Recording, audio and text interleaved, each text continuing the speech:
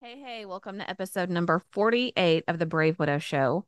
Today, I talk with Wensday Stanley.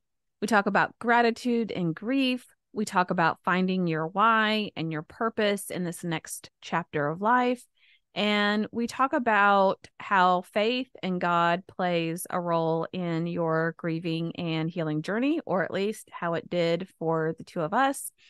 And I didn't find a great part of this podcast episode where I could dive into guilt. Wensday mentions guilt and grief a few times throughout the episode. And I think that's something a lot of widows struggled with. I know it's something that I struggled with. So while I didn't find what felt like a great point to stop the podcast and really dig into the topic of guilt and grief, if it is something you're struggling with, or it is something that you want to learn more about, or something that's a weight on your shoulders, I spent the last few minutes of this episode specifically talking about guilt and grief and another way to think about it instead of carrying such a heavy burden as guilt around with you. Without further ado, let me introduce you to Wensday.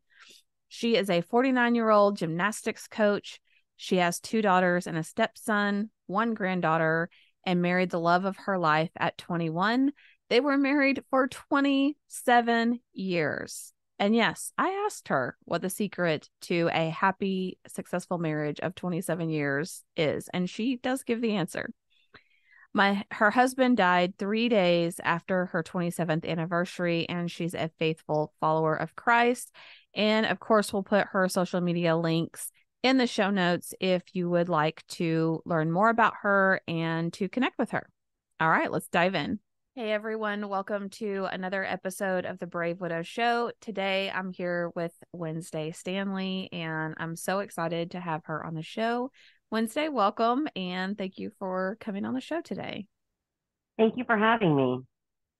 Absolutely. Well, if you don't mind, if you'll give the audience just a brief overview of your background, then we'd love to learn more about you and hear about your story.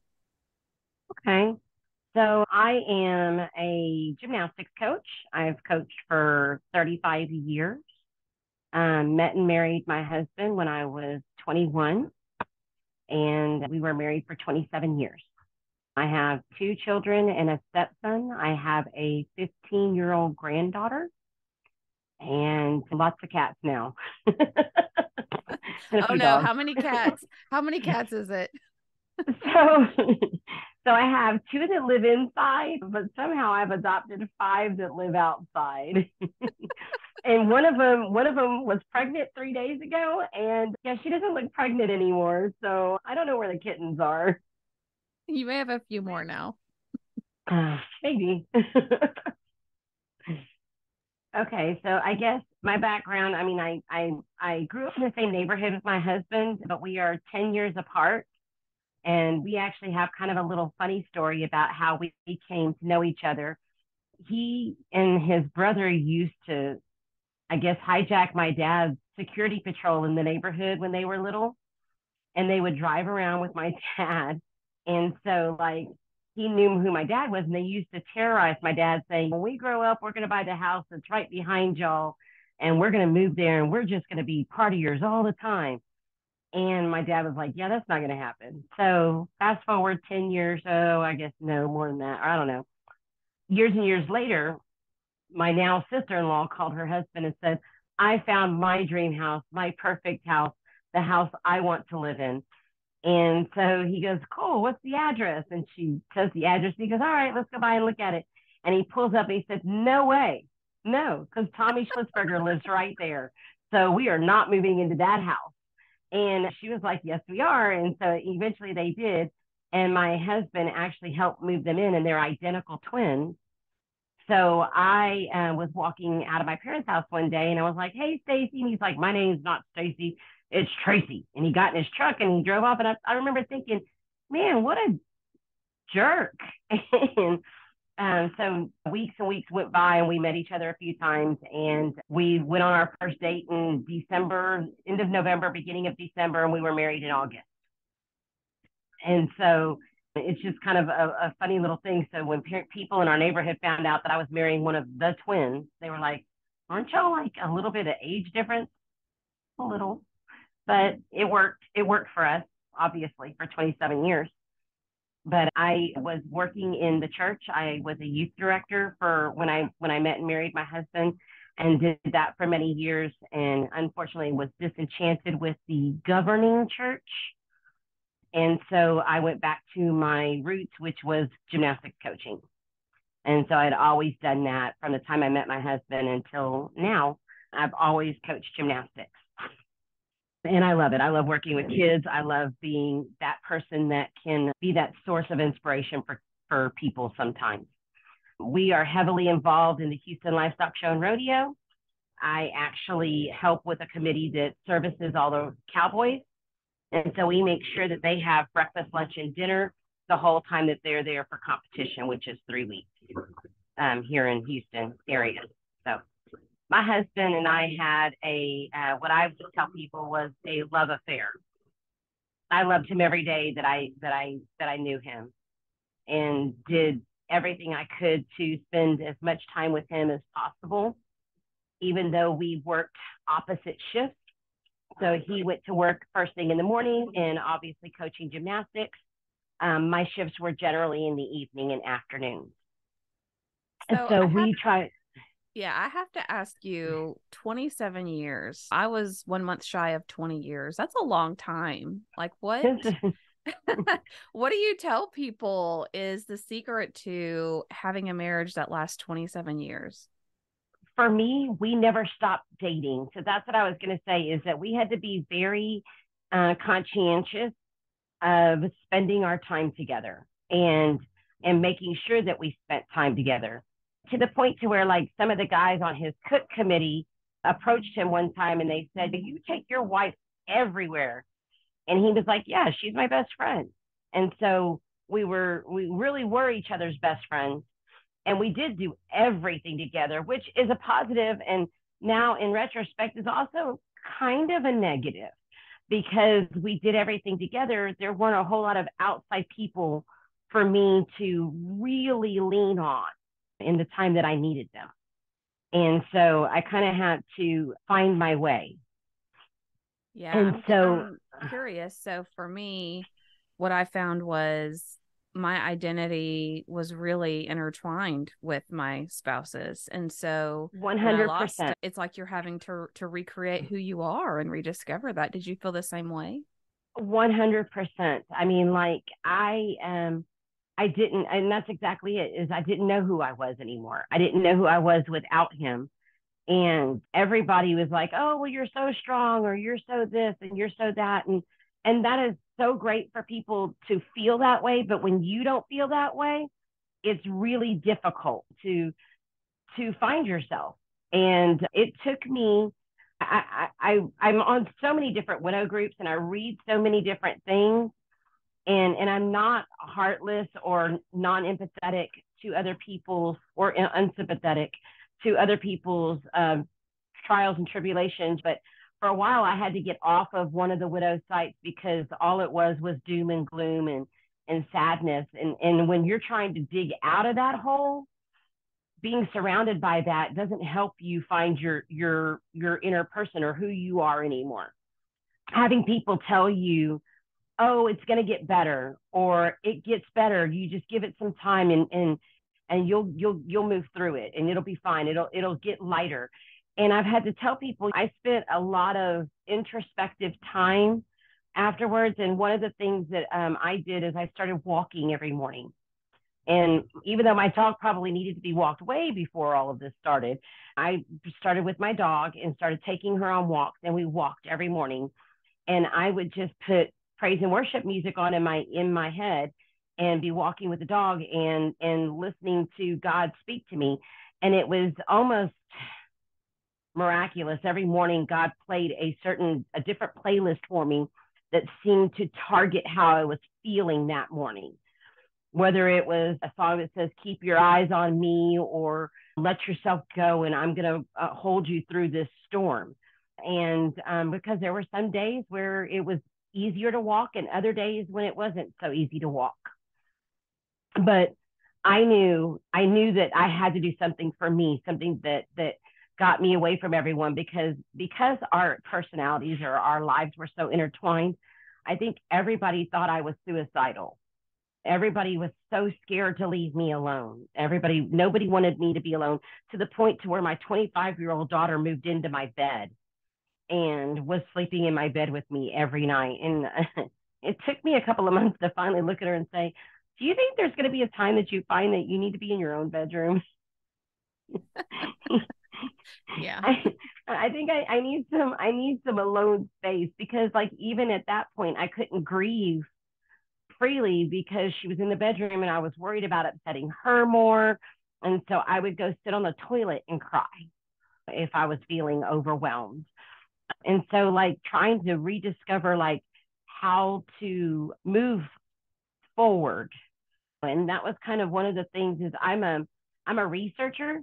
So like I'm constantly learning, trying to learn new ways of doing things. And so for me, I listened to a lot of podcasts. I read a lot. I mean, I immediately started doing books. I went to group therapy. I quickly learned that was not a thing for me. I did grief share, and I thought it was really good for a lot of people. It was not for me at all. It wasn't, because for me, like I said, some of those widow sites, the doom and gloom really just kept bogging me down and making it really hard for me to find any joy in my life. Right. And so I was trying to find joy, and my joy was walking in the mornings and spending time with God and sitting right here in this place every morning and talking to God and talking to Tracy and really reflecting on how I felt. And being in those grief shares, everybody was so angry, angry at their spouse for leaving them, angry at their spouse for doing whatever it was that ended their life, angry at God for taking him or her. They were angry at something or someone. And the one thing I can say is that I've, even leaving the church as an employee, I never left my love for God. Like I said, I became disenchanted with the hierarchy of church, but not disenchanted with God, and kept constantly seeking out God's wisdom, even through the death of my husband, which was also something that happened so strangely for us. So we're really involved in Houston Rodeo, and we have our rodeo family. And a gentleman that was sort of like an uncle or a grandfather type of figure for my kids growing up passed away suddenly on August 9th. And I remember getting that call, and all four of us sat in the living room and cried at the thought that he was gone. And it was like, oh my gosh, what's it going to look like in February when rodeo rolls around and he's not here, and this, that, and the other. And so Tracy and I literally spent every night, and it just so happened it was over the summer, and in the summers my schedule's kind of weird, so instead of working a lot of nights, I was working more middays. So I would come home in an early evening, and my husband and I would swim every night together. And that week, August 9th through August 15th or August 14th, we spent every night in conversation about death. What do you want if for some reason you suddenly die? What would you want to see me do with my life?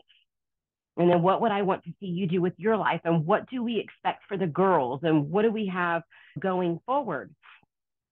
And I never imagined my life without him. That just didn't seem possible.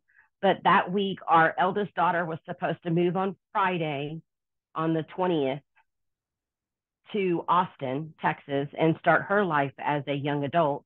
She had graduated from college and she got a new job, and she was supposed to go and start her life.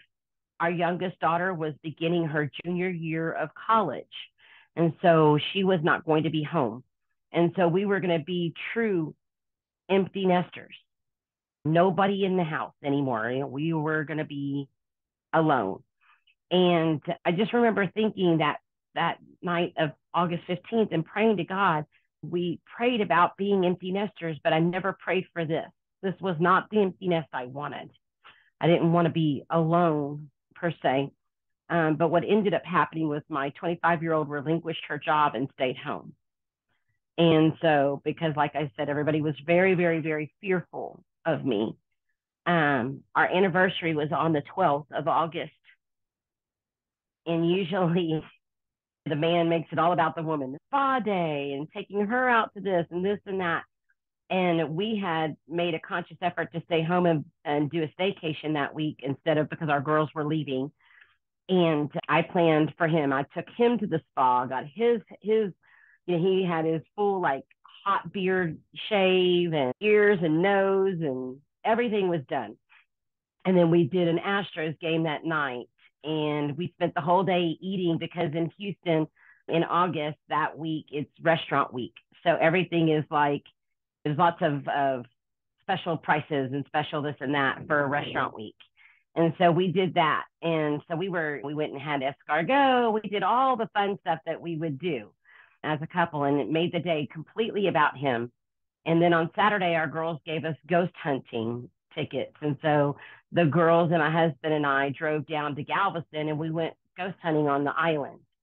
And then Sunday, I have an amazing staff that I employ. And when they found out that it was our anniversary, they asked if they could take us to brunch. And so on Sunday, we spent a 3-hour brunch with my staff. And we came home and we swam and we FaceTimed people we would never FaceTime normally.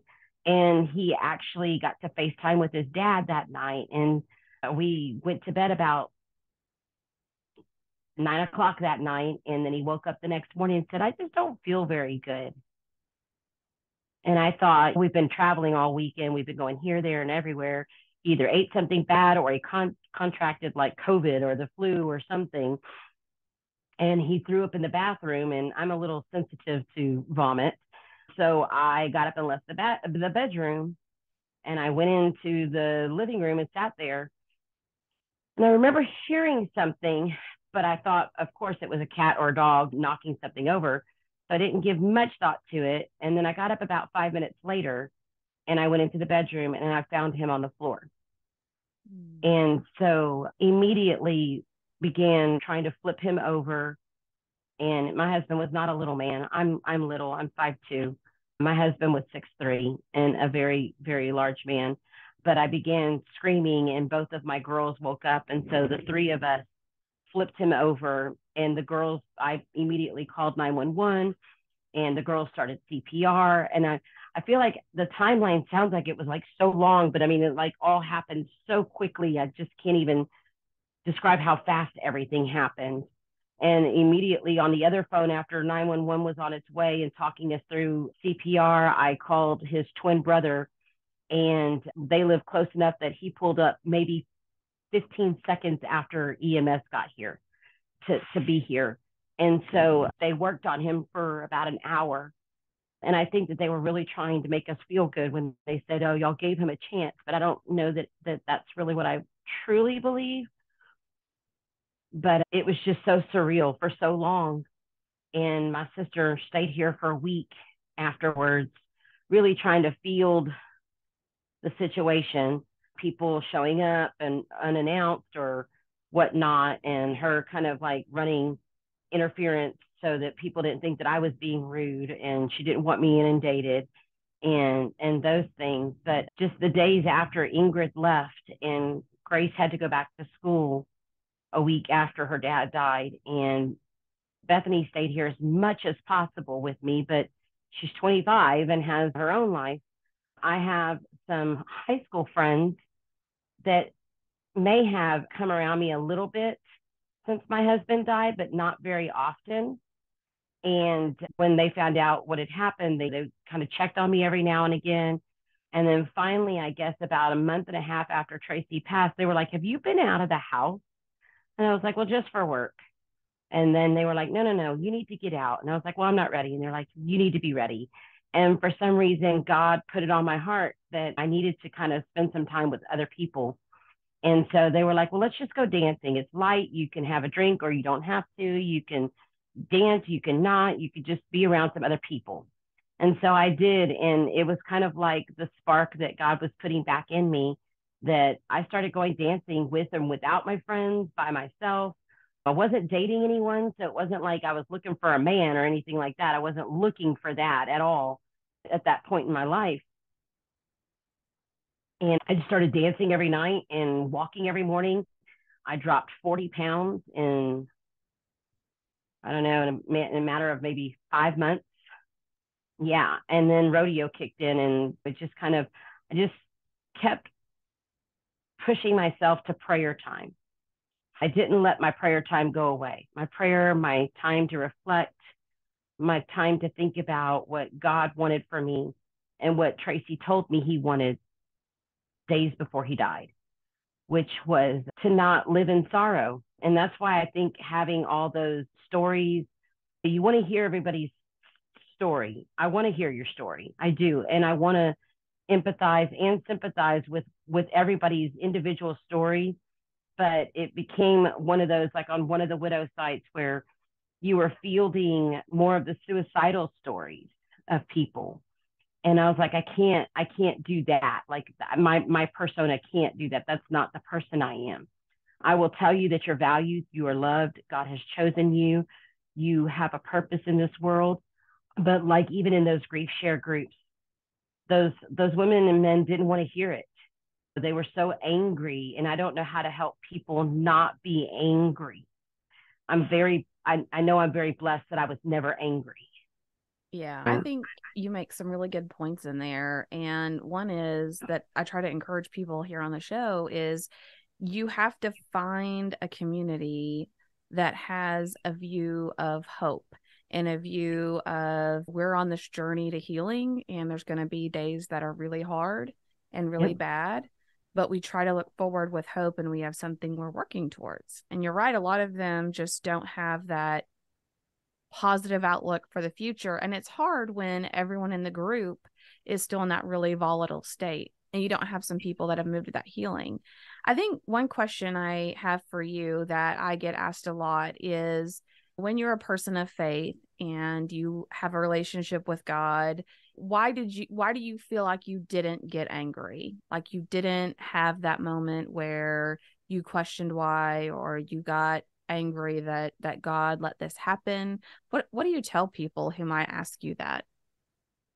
So for me, I've always had a great relationship with God from the time that I was a child. I can tell you, God called me into ministry when I was 12 years old. I remember the day, and I remember being in my teens and saying, yeah, that's not the life I want to live. I want to live this crazy, wild party life. And then I remember again when I was about 19 years old, God coming back and saying again, hey, look, you and I need to have a talk.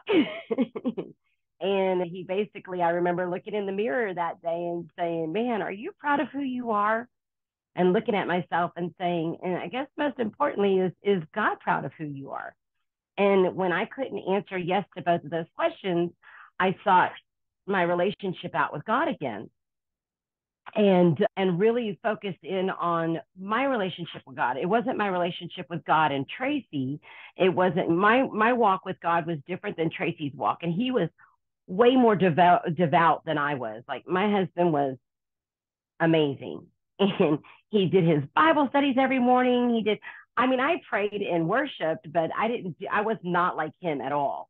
Um, he was very, very, very devout, and he wasn't that when I met him. Just so we're clear, he was not that when I met him. But like when Yeah. he came to ask me out on our first date, I answered the door and he says, hey, would you like to go out with me? And I was like, well, do you drink? Do you do drugs? And he's like, well, I smoke a little pot. And I was like, I don't date people that do drugs. I'm sorry. And I shut the door and I turned around. He said that was probably the worst moment of his life when I shut the door in his face. And he came back about 2 weeks later and he asked me out again. I said, well, do you still do drugs? And he's like, no. And I was like, okay.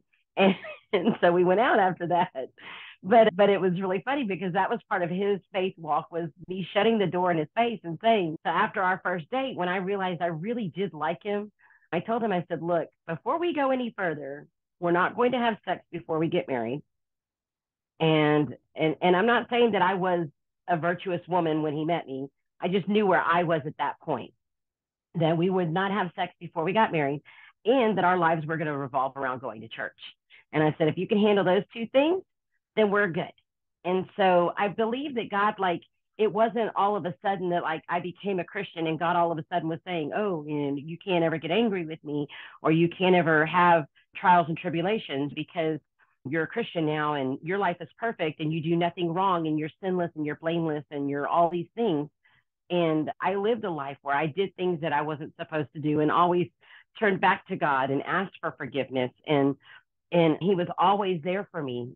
And my husband actually came down with an autoimmune disorder in 2012. And he had what they called ankylosis spondylitis. And so he was in constant pain every day, kind of like having rheumatoid arthritis over your whole body is Oh. is the way to explain it. And there were days that he couldn't get up. And I remember when in 2016, in the fall of 26 or Christmas 2016, they changed his meds and he was allergic to them.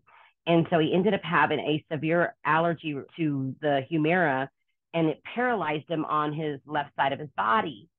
And so he couldn't get up, and I literally had to physically carry my 6'3" husband out to the truck and load him into our truck, which was downstairs.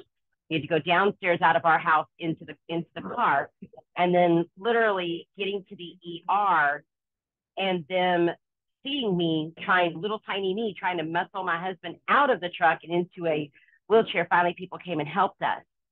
And so I was always so sad from, I guess, 2012 until now that my husband was in so much pain all the time. We finally got his meds regulated maybe in 2018. He finally got his meds regulated. So for 6 years, he was in a lot of pain. And he finally got him regulated to where like we could go places, we could plan vacations, we could do things to where he wasn't, as long as he didn't have to climb a lot of stairs up and down and stuff like that, he was good. And so we were living a life of spending time together and loving each other so much that I think when God called him home, I wasn't thankful. I just said this the other day in a post that I'm not thankful for death. I'm not thankful that my husband's gone, but I am thankful that he's wholly healed. I'm thankful. And I think that those are the feelings that I had immediately. And I wasn't sure if I was supposed to have those feelings. So there was a little guilt behind those. I've dealt with a lot of guilt, no anger, but a lot of guilt. Thankful that he's healed. And I'm thankful that I know where he's at. I'm thankful that he was an amazing husband, and I don't have the emotional baggage that a lot of women have of husbands that cheat or husbands that are dishonest or boyfriends that cheated and were dishonest. Because I was so young when I got married, I didn't have all that emotional baggage that I went into my marriage with, number one, and didn't come out with any of that emotional baggage like that. My last 10 years of my marriage were about serving my husband because he wasn't able to serve himself a lot of times. And so serving him and wanting what's best for him. And the nights that he laid awake in bed moaning and groaning, I laid awake next to him praying for his healing, praying that God would heal him. And we don't get to control God's way of healing. And so I know, and we all know, that the ultimate healing is being with God. And I never prayed for that, but I did always pray that God would heal him. And so I am super thankful for healing. And I think because I knew that he was perfectly healed and that I knew that he's with God, it allowed me to begin to heal quicker than other people. Because I didn't ever hit that stage of, God, why do you hate me? Or God, why are you angry with me? God, why did you punish me? What did I do wrong? What did he do wrong? What did he do? Because I know, even though we are not sinless and blameless at all. And I'm not a perfect person, and I'm not a perfect mom. I wasn't a perfect wife. I did the best that I could do for me. I did what was best for my husband. I did what was best for my children, or what I saw or thought was best for them. I don't know that everybody would agree with me, but knowing that I loved him more than life itself. And my ex daughter-in-law actually and I were talking just the other day, and she told me that my husband and I were the couple that she and her husband, her new husband, are striving to be. And that makes me feel good that I know that even though things didn't work out with her and my stepson, that she saw a beauty in our marriage that she could replicate with hers, or try to replicate. And just like you said, when people ask, for me, it's never forget about dating. Never forget about serving each other. It's marriage is not 50-50. It's 100 and 100. If you're both not giving 100% to serving that other person and loving that other person, who cares if they spit in the sink and they don't wash it out with the toothpaste and you come back behind them? Just rinse it out. Don't make a big fuss about it. It's not that big of a deal. It's just some toothpaste. And it'll be one of those things you miss when they're gone. 100%. 100%. But it's like, I find that I don't dwell on the little things. And I'm that way as a boss as well with my employees. I get mad. I say what I feel. I say what I think, and then I'm done. I don't continue to go, well, remember you spit in the sink yesterday and you didn't rinse it out. I had to rinse it out again. It's the fifth time this week. You've brushed your teeth 5 times, and I've had to do it 5 times this week. It's not harping and dwelling on the little things that don't matter. It's about finding your grace and your forgiveness and the love that you have for that person to overtake that. My husband was in no way, shape, a perfect man. I know that we all tend to elevate our loved ones when they're gone and to not see the wrong or the bad things. And so I'm real careful when I say things, especially to my girls. I say, I'm not angry with your dad. I'm not mad, but these things used to annoy the fire out of me. And so, like, when I began to feel like I was ready to start dating, I had a list. These are the things that are not going to happen again. And one of them was dancing. When I met my husband, I was a dancer. I didn't dance for almost 27 years. And so rekindling my love for dance. So that was one of the things that, like, if a guy asked me out, I was like, can you dance? Nope. Yeah, then this isn't going to work. That and the blue bubble on the iPhone. If you don't have a blue bubble, please don't text me. Thank you. Thank you for saying that. Yeah, that's definitely a sign. I'm like, but who doesn't have the blue bubble? I know. So let me ask you, because I know for some people who are listening, some are more recent widows and some have been widowed for years. What year, how long has it been since your husband died? It's been 1 year and 2 weeks. 1 year and 2 weeks. And so as I look at you and I hear in your voice, you have a joy there, and you mentioned gratitude and feeling a little off about that. Gratitude is actually very powerful in healing. And for me, instead of having sadness that hangs over me and all of my what should be happy moments, it now is more of a gratitude for what was instead of a sadness for missing that. But I know there will be people that are 6 months out or a year out or even 5 years out, and they're still just raw and volatile. And like you mentioned in some of those groups, just still having this feeling of despair. What would you say to people who wonder, like, how could I ever get to where she is? How could I ever get that spark of joy in my voice again? What would you say to those people? So to somebody who's looking to find it, I mean, I went to a conference this past weekend, and it was an awful sermon or an awful class for it, but it's finding your why. And one of the things is the lady that taught the class was all about, look at my why. My why is so perfect. My why is this. I make this much money. And I was like, yeah, that's not helping anyone. But finding your why and understanding that your why changes in your life. At every season of your life, your why changes. When I was younger, my why was all about, like, finding a career and finding what I'm going to do, that I'm going to be successful and I'm going to be rich and I'm going to be powerful, which that's everybody's kind of dream when they're 17 and 18 years old. And then meeting my husband and falling in love, and my why became about him and building our family. And then when my girls were born, my why was my girl and my family, and doing everything to make life great for the family. And then with Tracy passing, my why changed, and it changed selfishly because, like we were saying, my personality was entwined with his so greatly that I didn't know who I was without him. And so my why had to change and become selfish because I had to find out who I was. I had to spend some time in prayer and in reflection to ask myself. And I know that I'm very blessed that my husband told me exactly what he wanted. And it was fresh in my brain that day.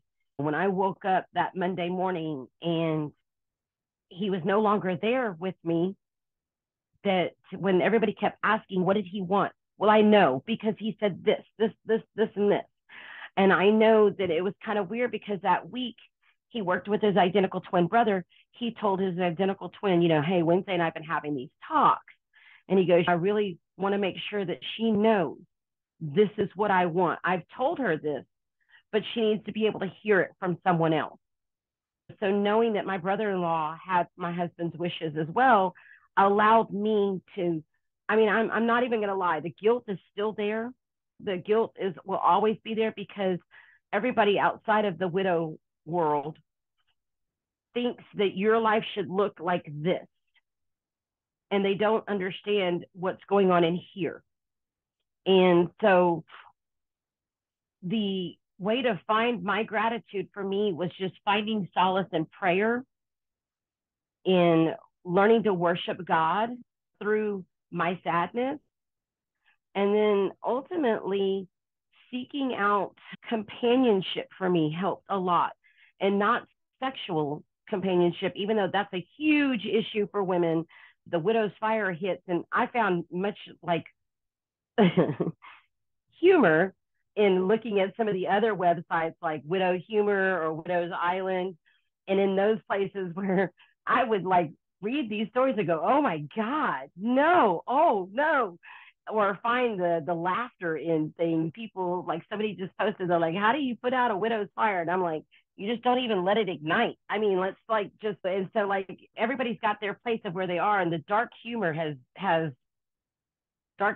really done it for me a lot. I found that I'm way darker now about things, and I find laughter. It was awful. At Halloween last year, my oldest daughter was like, I think I'm going to go as dad for Halloween. And she showed me a ghost picture, and I was like, seriously? That is not okay. And she's like, oh, come on, laugh. It's funny. And I was like, oh my God. And then my other daughter takes father-daughter selfies with her urn. She'll go places somewhere new. She'll go somewhere new, and she's like, father-daughter selfie. But she used to do that when she was in school here, when she was in high school. She did father-daughter selfies every morning. And so the humor, trying to find the humor in things that may not necessarily be as funny as they would be if you didn't live in this world, but finding myself in places like just sitting with God. I sat with God for hours a day. And I received God through music. And so I would just turn the music on and just sit there and listen to what he might have to say to me. And a lot of times I felt Tracy through those words, through the song, telling me that I'm going to be okay. That I'm going to be okay. But sometime around December, I was really needing to talk to a man. Talking to my girlfriends was great. I had some male friends, but not anybody that like I wanted to talk to. I needed somebody that would look at me and say, you look beautiful today.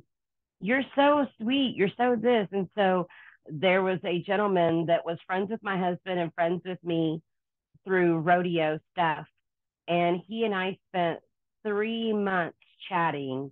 We didn't live close enough together, so that was a good thing, because he kept saying, I want to take you on a date. And I was like, yeah, I don't know that I'm ready for that. And so like we just kept chatting. We got very, very close to each other. And then by the time that rodeo came, he was like, okay, I'm ready to take you on a date. And I was like, well, it's not going to work out. So it didn't work out, and it was fine. But and it was kind of funny. I told people, I was like, when I thought I was ready to start dating or to have a relationship with someone, God threw up roadblocks. Something happened to where I would say, yeah, that's not okay. And so he had been going through a divorce. And so while I was there for him to kind of talk about the divorce side of it, which I've never been divorced, but the woman's side of how she might have been feeling and that kind of stuff, he was able to be empathetic for me because he was friends with Tracy. And so he kind of felt the loss a little bit as well. And so we were there for each other in that aspect. But by the time that rodeo came around, he was needing something that I wasn't ready to give. Right. And so we just said, it's strictly going to be friendship. I can't take that step forward with you. And which was funny because then 3 weeks later, rodeo was over. And a week after rodeo was over, I met a gentleman, and we've been dating since then. So it's been 5 months, and he has experienced his own amount of grief. But the first thing he did when he came into my life was he made sure that I understood that he was very aware that if Tracy was still alive, that I would be married still, and that he would never have met me. Number one. Number two, and I see this a lot in the widows' places, like they meet somebody and they're like, the men are jealous of the dead husband. And so he has made it very clear that he wants pictures of Tracy to be up, and he wants them to be around. He wants to see those things. He wants to hear about Tracy and learn why I am who I am and why my girls are who they are because of the man that was in our lives. To the point to where the week that Tracy died, he planned an entire vacation for me and my girls and brought his daughter, and we went to the hill country in Texas, and we did river floating. He took us out on the lake, and complete with a butterfly release on the day that commemorated 1 year. And so, like, he is very, very in tune with our grief. And so even yesterday, driving home from my conference in Austin, a song came on, and I just kind of looked out the window, and he reached over and he grabbed my hand and he said, some songs hurt harder than others, don't they? And I said, yep.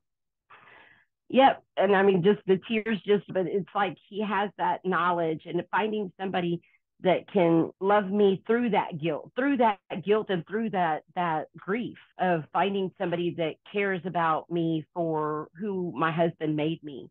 Because I was a child when I got married. I was a literal child. Together. Yeah. We grew up together, and so we made each other who we were.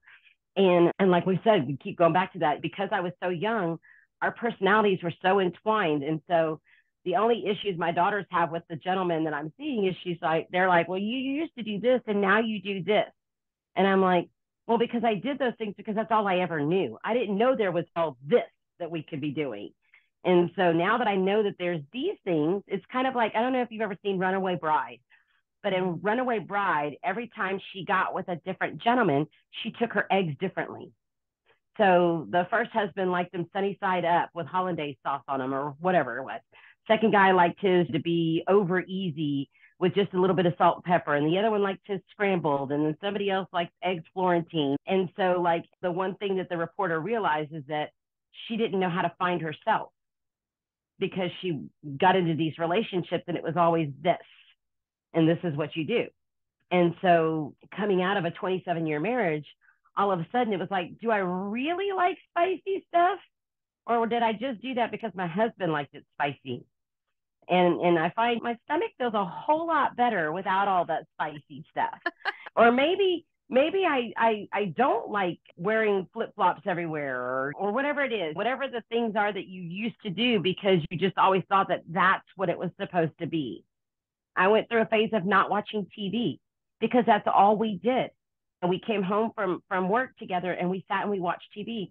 So I turned my TV off. I don't even know why I was paid a cable bill because for like 9 months, I did not watch TV because I was trying to find some way to find myself otherwise. So I did more reading. I did more TikToking. Stay away from that. I can go down a really good cat and dog TikTok hole fast. But just finding the different things that like you used to do. And for me, going dancing, we didn't go dancing. And I had rules about going out dancing. If I was out at a club, I didn't meet men. I wasn't getting numbers. You weren't getting my number. I just made rules and I had these rules. And so meeting Gene really came out of the blue because I wasn't really ready for it. And then all of a sudden it was like this man who gets me for who I am and or who I think I am right now and the person that I'm rediscovering. And so it's been a whole different kind of walk, and having my daughters watch it so closely makes me very introspective of making sure that I don't do something that sets their walk back, if that makes any sense. Yeah. Yeah, it does. So Grace graduates in December, and my boyfriend and I have already said these are the things that we're going to do for her graduation, and he is like fully on board. And he my dad took ill. Like I met him the same day I found out my dad had terminal cancer. It was almost like God just like was really trying to reposition me into a perspective of knowing my blessings. And so a month and a half after the diagnosis of my dad, he fell, and my mom has Alzheimer's. So she doesn't remember calling the ambulance that day. But my dad ended up in the hospital for 3 weeks. And this man that I met, I'd only been dating a month and a half. And I needed somebody to watch my mom because I wanted to go to the hospital to be with my dad. And my sister was out of town and my brothers were busy. And he says, well, I'll sit at home with your mom. My mom can't remember my daughter's name sometimes.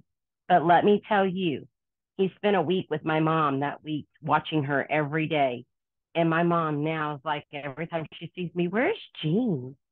Where's Oh. Jean? And I'm like, oh my gosh, what did you do to my mom?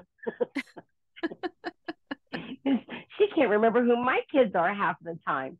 But my mom loves him. But he said something to my dad when my dad was in the hospital and we didn't think he was going to make it overnight. And I just happened to hear it because he was whispering, and I have hearing aids. So sometimes my hearing aids are really good about picking up everything. And I heard him whisper in my dad's ear not to worry, that he was going to take care of his girls. Oh. And I remember walking away from the hospital room that day and thinking, it's pretty presumptuous. We've only been dating a month and a half. But it just, I think that God needed me in places so that things would happen the way that he wanted them to be. So really just taking some introspective time with God has really brought my joy and my heart to a place to where I know that I'm lovable. I know that I'm loved. I know that God chose me. And I know that God only wants what's best for me. And what I think is best for me may not be what it is best for me. And the other thing that I had to learn, because I dealt with this and talked with several women about it, where they would get upset and saying this was supposed to be happily ever after. And somebody said this to me, and it was way too early for me to hear this. It was maybe 2 weeks into grief. And somebody looked at me and said, well, maybe you were his happily ever after. And I just, at the time, was not super happy about that comment. But I can look at it now and say, you know what? We can't both be each other's happily ever after. I mean, aside from dying together, one of us is probably going to go before the other. And I know that my husband died fully loved. I know that he loved me through and through. And so we had a weekend together. I mean, people didn't believe it when they got the call because they'd seen all the Facebook posts. Oh, we're at the Astros game. Oh, we're here. Oh, we're there. We're this. It's our anniversary. Cheers. Kind of stuff. But I know that he died at a place to where he knew that he was completely loved by everyone that surrounded him, being me, my girls, and even my staff. Like I said, my staff took us to brunch that morning. And then the next day, when they found out that he had passed, I had staff members sitting on my front lawn wanting to come in into, we just couldn't have anybody in the house. I couldn't have anybody in the house, but they sat out here and they prayed over us. So, I mean, I know that my husband knew that he was loved through and through. And I think that that's another reason that I know that I can find that joy, because I know that that's what he wanted for me. He wanted me to be happy again.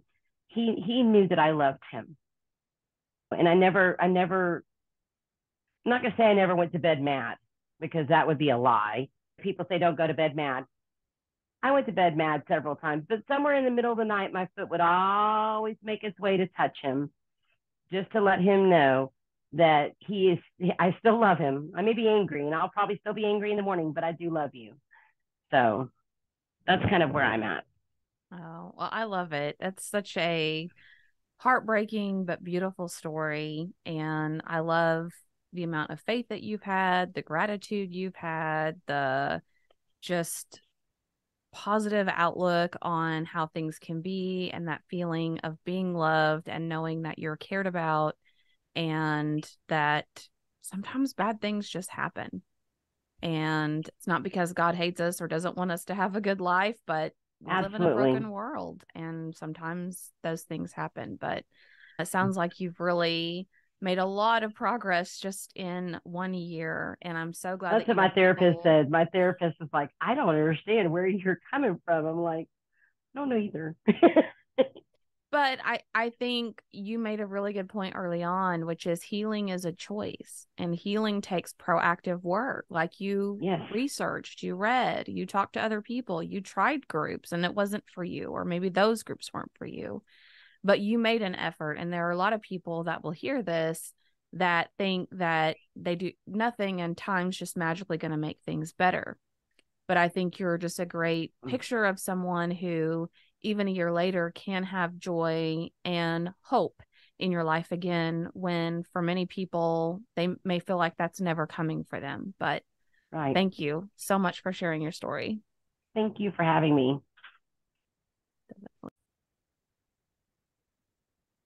Hey, I didn't really get the chance to dig in with Wednesday on the topic of guilt, but that is something that you heard her mention several times throughout the episode, and something I just want to make a special call out for. This is something that I learned through the grief recovery method, which is amazing and the only evidence-based grief recovery program in the entire world. So it's amazing. But one of the main things that they teach is that there is a lot of guilt associated with grief. And it's something I struggled with. It's something that a lot of widows struggled with. And as you heard Wednesday say, she struggled with the grief that she had some relief, that finally he was healed, finally that his body and spirit were fully healed and with God. And she somewhat felt guilty about that. And that's one of the most common areas of guilt that people feel. And what I learned from the grief recovery method is that guilt often implies malicious intent. And we know, we can assume that for almost all widows, there's really no malicious intent with them wanting their spouse to be gone or declining their health or any of those things. So what is it then that we feel? We associate it with guilt. We call it guilt, but the word guilt implies malicious intent, and it's a really heavy word to set on our shoulders. So instead of thinking of it as guilt, or instead of saying, I feel guilty or I am guilty, usually instead what it is, one of three things. We wish that things were better, more, or different. And I know for myself personally, as I reflected back over my relationship with Nathan and about the way that things that had happened, that resonated with me. That was true. I didn't really feel guilty because I didn't do anything wrong. I didn't take any actions that were wrong or treat him with the intent of being malicious. But I just wish that there were things that had happened differently. I wish there were things that had been better, or that there were things that we did more of. So as you think about your own feelings on this journey of healing and how you reflect on grief, think about the word guilt and instead ask yourself, Not do I feel guilty or why you feel guilty, but instead, is it really because you wish something was better, more, or different about the relationship or about some of the circumstances that happen? This is actually part of a course that I teach in the Brave Widow community called Getting Unstuck from Grief. Guilt tends to be one of those things that holds us back in grief and keeps us from being able to heal and being able to move forward. Now, I don't think that's the case with Wensday at all, because you could hear the joy in her voice. You can see that she's looking forward to the future with hope. You can see that she's not wallowing in grief and unable to move forward. So it's not holding her back. But for some people, guilt is part, at least, of what holds them back from being able to move forward in their journey. And if you'd like to learn more about that, I would love to have you as part of the membership community, where you have access to that course and several others. You can join in on some of our live calls and have a discussion just like we had today with Wensday about how she's doing and her story and some of the challenges and some of the successes and the wins. That's one of the things I love about the community, is we have that opportunity to share those with each other. And it's a community where people are hopeful about the future. Yes, we have days where we struggle. Yes, we have days or moments that are hard. But overall, one of the most positive things I hear over and over about the community is that people appreciate it's a place where we instill hope. We help educate, we focus on learning and growing and developing. And if that's the kind of community that you would like to be a part of, I would love to have you.